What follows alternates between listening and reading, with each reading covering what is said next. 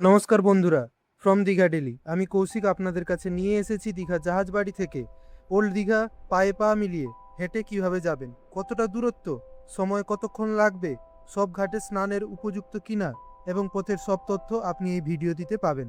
আর দেরি না করে চলুন ভিডিওটি শুরু করি। ভিডিওটি শেষ পর্যন্ত দেখুন, কারণ শেষের দিকে আমি বলবো দীঘার কোথা থেকে সব থেকে সুন্দর সানসেট দেখা যায়। আমাদের আজকের জার্নি শুরু হচ্ছে নিউ দীঘার অন্যতম ফেমাস অ্যাট্রাকশন জাহাজবাড়ি থেকে। অনেক ট্যুরিস্ট এখানে শুধু ছবি তুলেই ফিরে যান, কিন্তু খুব কম মানুষ। বন্ধুরা, ভিডিওটি যাতে বেশি লেন্দি না হয় তার জন্য আমি একটু ফাস্ট ফরওয়ার্ড করে দিচ্ছি ভিডিওটা, যাতে আপনাদের দেখতেও সুবিধা হয় এবং ভিডিওটি খুব কম সময়ের মধ্যে রেডি হয়ে যায়।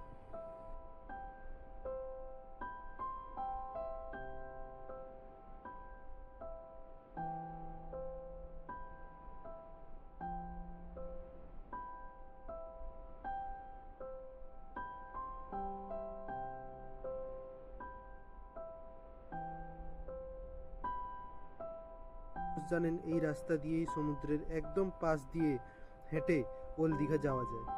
এখানে দাঁড়িয়ে আপনি একদিকে দেখতে পাবেন বিশাল সমুদ্র সি ভিউ, আর অন্যদিকে সুন্দর ওয়াকিং পাথ হয়ে। এখন আমরা ওয়েস্ট থেকে ইস্ট ডাইরেকশনে হাঁটব।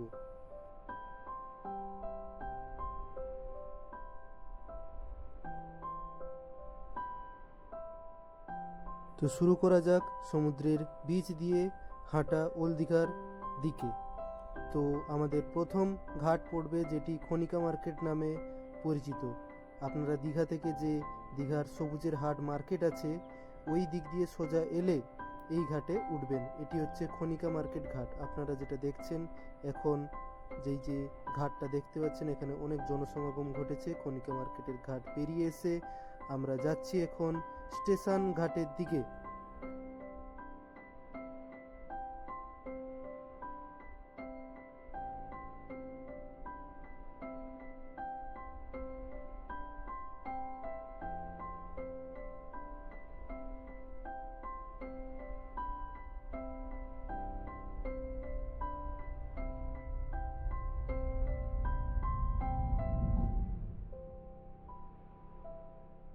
এখন আমরা পৌঁছে গেছি স্টেশন ঘাট এলাকায়। যারা নিউ দীঘা রেলওয়ে স্টেশন থেকে আসেন তাদের জন্য এই রুট খুব কনভিনিয়েন্ট। এখানে সাধারণত ক্রাউড একটু বেশি থাকে, বিশেষ করে হলিডে সিজনে। কিন্তু এটি সকালের সময় আমি এই ভিডিওটি শ্যুট করেছি ভোরবেলা, তাই এখন ক্রাউড কিছুটা কম আছে, কিন্তু সাধারণত এখানে ক্রাউড অনেকই থাকে।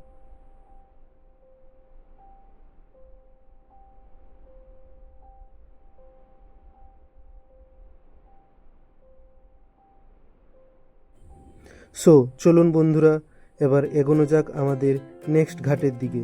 আমাদের নেক্সট ঘাটটি পড়বে শ্রী শ্রী জগন্নাথ দেবের ঘাট, এবং এই ঘাটে আপনারা স্নানও করতে পারবেন, ছবিও তুলতে পারবেন এবং সমুদ্রের ঢেউও উপভোগ করতে পারবেন। কিন্তু খেয়াল রাখবেন, জোয়ারের আগেই আসতে হবে আপনাকে এই ঘাটে।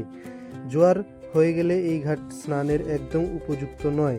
ভাটার সময় এই ঘাটে আপনারা আরামসে স্নান করতে পারেন।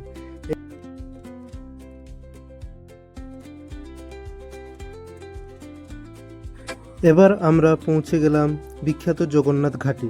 এই জায়গাটা ইভিনিং টাইমে অসাধারণ লাগে। এখানে দাঁড়িয়ে আপনি সমুদ্রের ঢেউ, পাথরে আছড়ে পড়ার সুন্দর দৃশ্য দেখতে পাবেন। অনেক ইউটিউবার এখান থেকেই লাইভ করেন। আপনি এখন এখানে দাঁড়িয়ে সমুদ্রের ঢেউ উপভোগ করতে পারেন।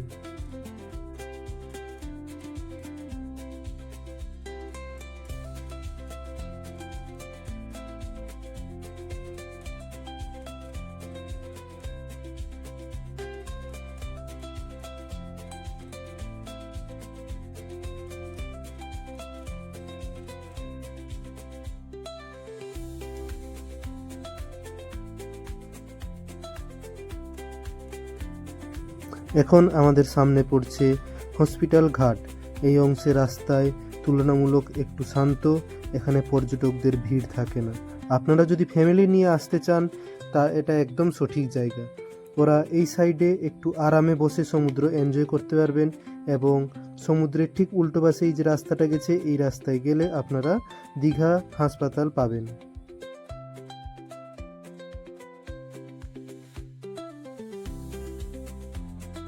তো চলুন বন্ধুরা, হাসপাতাল ঘাটকে পিছনে রেখে আমরা এগিয়ে যাচ্ছি এখন শ্রী শ্রী জগন্নাথ দেবের মাসির বাড়ির ঘাটে। এখানেও জোয়ারের সময় স্নান করতে কিছুটা অসুবিধে হয়, কিন্তু ভাটার সময় আপনারা আরামসে স্নান করতে পারবেন এবং এই ঘাট স্নানের উপযুক্ত। এখন আপনারা দেখতে পাচ্ছেন এটি হচ্ছে শ্রী শ্রী জগন্নাথ দেবের মাসির বাড়ি এবং মেন রাস্তা থেকেও এই দিকে আসা যায় এবং সমুদ্রের পাড় ধরে তীর বরাবরও এই দিকে আসা যায়।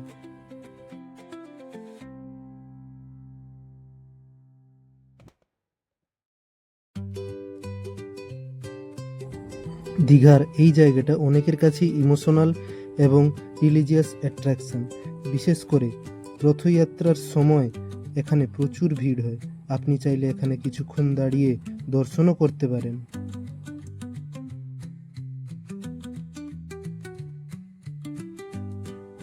এইবার আমরা এগিয়ে যাব ওল্ড দীঘার দিকে। আমরা প্রায় ওল্ড দীঘা পৌঁছে গেছি। ডগেশ ভাই বসে আছে আমাদের সমুদ্রের তীরে, সেও এনজয় করছে এই সমুদ্রের হাওয়া, এই ঢেউয়ের শব্দ এবং এই যে সুন্দর ওয়েদার, সেও এনজয় করছে। আপনারা কবে আসছেন দীঘা? দীঘার এই ওয়েদার, দীঘার এই সমুদ্রের ঢেউ এবং দীঘার এই সুন্দর একটা পরিবেশ কবে আপনারা উপভোগ করবেন? আমরা ওল্ড দীঘা বাস স্ট্যান্ডের অপোজিট ঘাটের দিকে চলে এসেছি। এখান থেকে কলকাতা সহ বিভিন্ন জায়গার বাস পাওয়া যায়। এই জায়গায় ফুড স্টল, হোটেল, শপিং সবকিছুই খুব কাছাকাছি। আমরা এগিয়ে যাচ্ছি এখন ওল্ড দীঘার দিকে। আমাদের বাম পাশে লেফট সাইডে পড়ছে এটি সোনার বাংলা নামে পরিচিত একটি বিশ্ব বাংলাকে দুটো ঘোড়া মুখ করে স্ট্যাচু হয়ে দাঁড়িয়ে আছে। এটি ওল্ড দীঘার স্নানের ঘাট। এখানে দেখছেন পর্যটকরা কত আনন্দের সহিত স্নান করছে। আপনিও এখানে চাইলে স্নান করতে পারেন।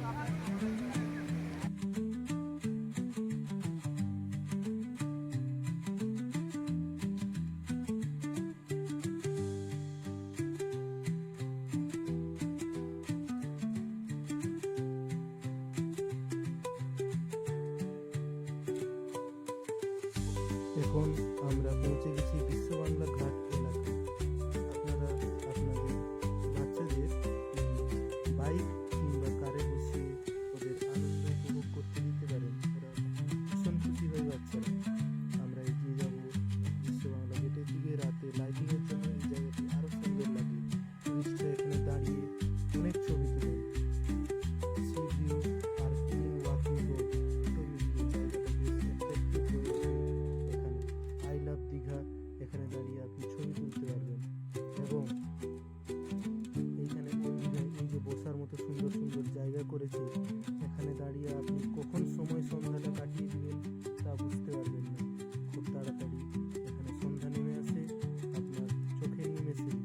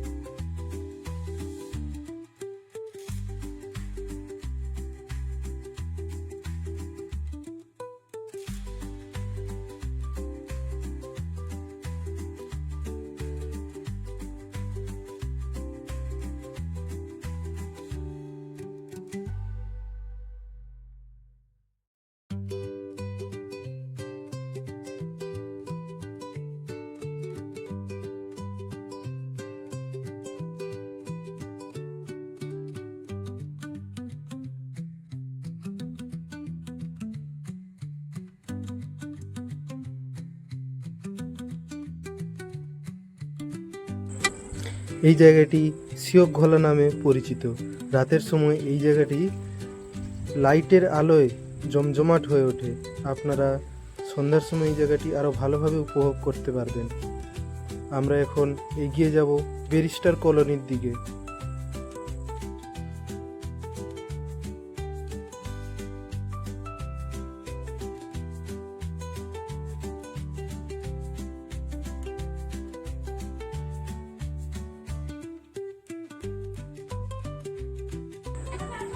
অবশেষে আমরা পৌঁছে গেলাম ওল্ড দীঘা ব্যারিস্টার কলোনি মোহানা রোডের কাছে।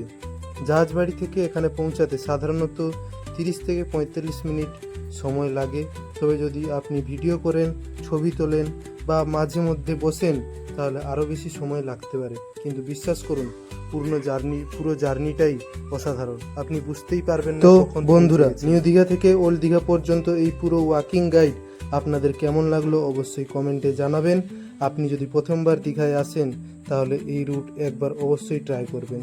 ভিডিওটা ভালো লাগলে একটা লাইক করবেন, চ্যানেল দীঘার ডেইলিকে সাবস্ক্রাইব করবেন, আর এমন আরও লোকাল গাইড ভিডিও দেখতে বেল আইকন প্রেস করতে ভুলবেন না।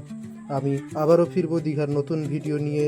ততক্ষণ পর্যন্ত ভালো থাকুন, নিরাপদে থাকুন আর দীঘাকে ভালোবাসুন।